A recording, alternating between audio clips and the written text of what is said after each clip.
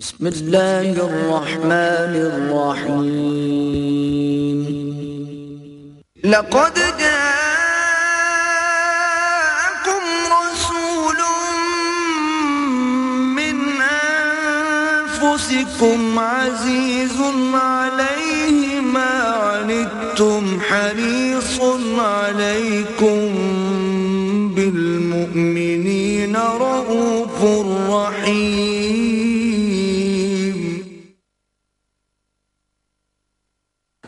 نحمده ونصلي على رسوله الكريم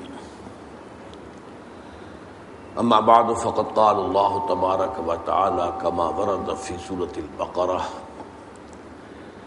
اعوذ بالله من الشيطان الرجيم بسم الله الرحمن الرحيم ولا تأكلوا أموالكم بينكم بالباطل وتدلوا بها إلى الحكام لتأكلوا فريقا من أموال الناس بالإثم وأنتم تعلمون صدق الله العظيم وعن أبي هريرة رضي الله تعالى عنه قال قال رسول الله صلى الله عليه وسلم إن الله طيب لا يقبل إلا طيبا وإن الله أمر المؤمنين بما أمر به المرسلين فقال يا أيها الرسل كلوا من الطيبات واعملوا صالحا وقال يا أيها الذين آمنوا كلوا من طيبات ما رزقناكم ثم ذكر الرجل يطيل السفر أشعث أغبر يمد يديه إلى السماء يا رب يا رب ومطعمه حرام ومشربه حرام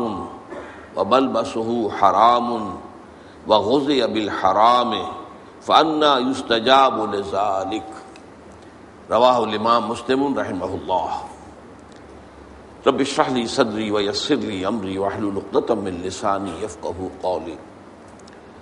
اللهم ربنا الہمنا رشدنا واعذنا من شرور انفسنا اللهم ارنا الحق حقا وارزقنا اتباعه وارنا الباطل باطلا وارزقنا اجتنابه اللهم اجعلنا من عبادك المتقين اللهم اجعلنا من عبادك المخلصين آمین یا رب العالمین۔ آج 40 نووی کی حدیث نمبر 10 میں نے آپ کو سنائی ہے۔ تقویٰ کا معیار کیا ہے؟ اب یہ لفظ ہمارے ہاں عام استعمال ہوتا ہے، فلاں شخص بڑا متقی ہے، بڑا پرہیزگار ہے۔ تقویٰ کا کوئی نہ کوئی تصور ہر شخص اپنے ذہن میں رکھتا ہے۔ عام طور پر صورت یہ ہے کہ ایک تو تقویٰ کو عبادات سے متعلق مانا جاتا ہے، نماز کتنی پابندی سے پڑھتا ہے، کیسے خشوع و خضوع سے پڑھتا ہے، اور روزہ جو ہے وہ کس طرح اہتمام سے رکھتا ہے، اللہ کی راہ میں کتنا کچھ خرچ کرتا ہے زکوٰۃ کے علاوہ، حج کتنے کرتا ہے، عمرے کتنے کرتا ہے۔ اب یہ تمام چیزیں گویا کہ ہمارے ہاں تقویٰ کا ایک پیمانہ ہے، یا پھر کچھ ظواہر ہے، لباس ہے، وضاقتہ ہے، لباس جو ہے وہ شریعت کے اصولوں کے مطابق ہو، زیادہ سے زیادہ اتباع رسول کا اس سے اظہار ہو سکے، وضاقتہ اپنی جو ہے شکل و صورت کی زیادہ سے زیادہ رسول کی سنت اور اتباع کے مطابق ہو، وغیرہ وغیرہ۔ یہ ساری چیزیں تو وہ ہیں جو ہمارے ذہنوں میں موجود ہیں، لیکن یہاں سورہ بقرہ کے 23ویں رکوع کے آخر میں وہ آیت آئی ہے وَلَا تَأْكُلُوا أَمْوَالَكُمْ بَيْنَكُمْ بِالْبَاطِلِ، اور دیکھو تم ایک دوسرے کے مال آپس میں باطل طریقے سے مت کھاؤ۔ کیا مراد ہے؟ دنیا میں ظاہر بات ہے ہم زندگی گزارتے ہیں، لین دین تو ہوتا ہے نا، آپ گئے، آپ نے کچھ پیسے دیے، کوئی چیز خریدی، اب بیچنے والے نے اگر دھوکہ دیا ہے تو جو پیسے آپ نے اسے دیے وہ اس کے لیے حرام ہو گئے۔ اگر اس نے اپنی اس شے کا نقص چھپایا ہے تو اس نے اپنے اوپر اس آمدنی کو حرام کر لیا۔ جیسے کہ حدیث میں آتا ہے کہ ایک منڈی کے اندر گندم کا ڈھیر لگا ہوا ہے، اب کچھ گندم تھی کہ جو سیلی ہو گئی تھی، گیلی تھی، اسے تو اس دکاندار نے نیچے کر دیا، اوپر خشک گندم، تاکہ آ کے آدمی دیکھے تو خشک گندم نظر آئے۔ فرمایا گیا کہ یہ اس نے دھوکہ دیا ہے اور اس کی وجہ سے اس کی ساری کمائی حرام ہو گئی۔ تو معاملات کا جو سلسلہ ہے اصل میں تقویٰ کا لٹمس ٹیسٹ وہ ہے، ورنہ داڑھیوں کا طول ہو، لمبی داڑھی کتنی لمبی ہے،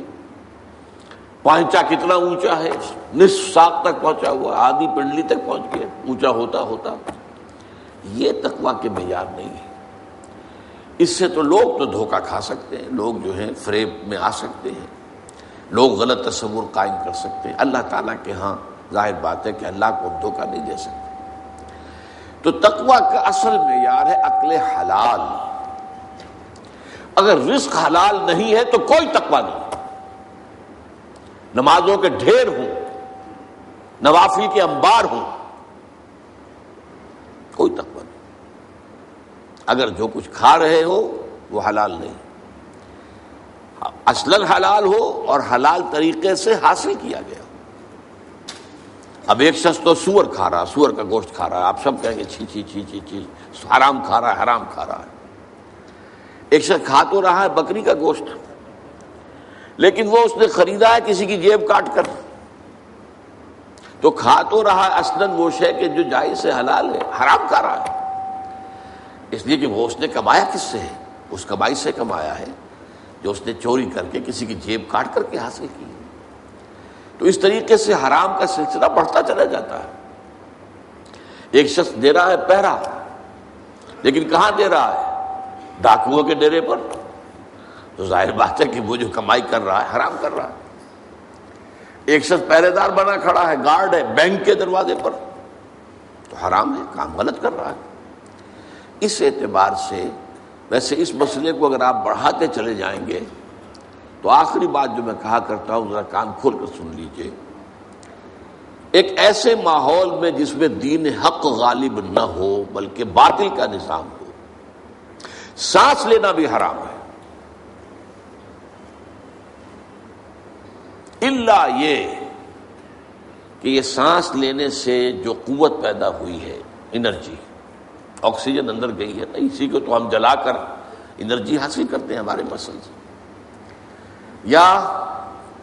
یہاں پہ جو غذا کھا کر قوت پیدا ہوئی ہے اگر وہ خرچ ہو رہی ہے اس کا اکثر و بیشتر اس نظام باطل کو ختم کر کے نظام حق کو قائم کرنے کی جد و جہد میں، تو جائز ہے، ورنہ سانس لینا بھی حرام ہے۔ لو سانس بھی آہستہ کہ نازک ہے بہت کام، آفاق کی اس کارگاہ شیشہ گری کا۔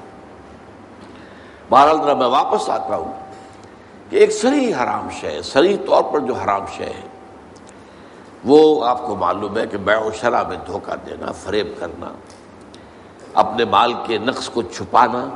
اور اس کی بنا پر جو ہے غلط آمدنی حاصل کرنا۔ اور اس کی دوسری قسط کیا ہے؟ وَتُدْلُوا بِهَا إِلَى الْحُكَّامِ لِتَأْكُلُوا فَرِيقًا مِنْ أَمْوَالِ النَّاسِ بِالْإِثْمِ، اور اسی طرح تم اپنے مال کو ذریعہ نہ بناؤ حکام تک پہنچنے کا۔ دلو کہتے ہیں ڈول کو، ڈول جو ہے کنویں میں اتارا جاتا ہے پانی کھینچنے کے لیے۔ اسی طرح کوئی شخص اپنا مال بطور رشوت پیش کرتا ہے کسی سرکاری افسر کو، کس لیے کرتا ہے؟ تاکہ اس کے ذریعے سے کسی اور کا مال ہڑپ کر سکے، کسی اور کا حق غصب کر سکے، جس کو ہم رشوت کہتے ہیں۔ تو جو رشوت کے لیے اس نے ذریعہ بنایا ہے اپنے مال کو، تدلو بہا الی الحکام، جیسے پانی تک پہنچنے کے لیے ڈول کو تم نے ذریعہ بنایا، اسی طریقے سے کچھ لوگوں کے حق تلفی کرنے کے لیے، کچھ لوگوں کا مال غلط طریقے پر ہڑپ کرنے کے لیے تم نے اپنے مال کو ڈول بنایا حکام تک پہنچنے کا، تاکہ ان کے ذریعے سے ان کے ہاتھ میں جو اختیارات ہیں، ان کے پاس جو اتھارٹی ہے، ان کے پاس جو پاورز ہیں، ان کو وہ اپنے حق میں استعمال کرا سکو۔ اسی کا نام ہے رشوت۔ اور ایک حدیث نبوی میں صاف طور پر آیا ہے، الراشی والمرتشی کلاہما فی النار، رشوت دینے والا اور رشوت کھانے والا دونوں جہنمی ہیں۔ آپ غور کریں گے کہ یہ راشی کا لفظ ہم بولتے ہیں رشوت خور کو، جو رشوت لیتا ہے۔ عربی میں اور قرآن مجید کی اصطلاح میں راشی وہ ہے جو رشوت دیتا ہے، رشوت کھلاتا ہے۔ اور یہ بات ذرا اگر آپ گہرائی میں تجزیہ کریں گے تو معلوم ہوگا کہ رشوت کی اصل